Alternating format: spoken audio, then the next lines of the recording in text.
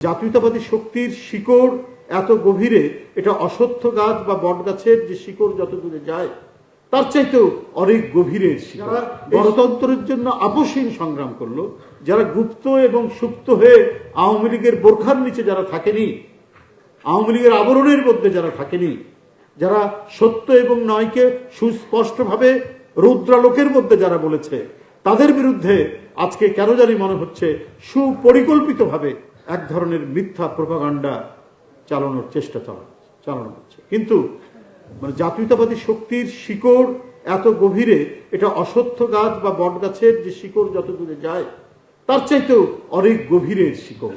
এই শিকড়কে অপপ্রচার দিয়ে, মিথ্যার কোনো ঝলকানি দিয়ে এটিকে ঢেকে রাখা যাবে না, এটাকে নুইয়ে ফেলা যাবে না। এটা একেবারে সোজা মেরুদণ্ড নিয়ে দাঁড়িয়ে থাকবে।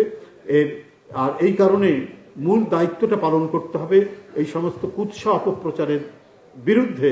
আমাদের কবি, সাহিত্যিক, শিল্পী, গীতিকার, অভিনয় শিল্পী, সুরকার যা আছে সবাই মিলে আপনাদের সুললিত ধ্বনি, আপনাদের অত্যন্ত শক্তিশালী শব্দ, সবগুলোকে ব্যবহার করে আমরা এই অপপ্রচারের যে কষাঘাত চলছে সেটাকে আমরা পরাজিত করে আমরা সত্য, ন্যায় এবং ধানের শীষের আমরা বিজয় ঘটাতে সম্পূর্ণ নিশ্চিত হব। সবাইকে ধন্যবাদ। খুদা হাফেজ।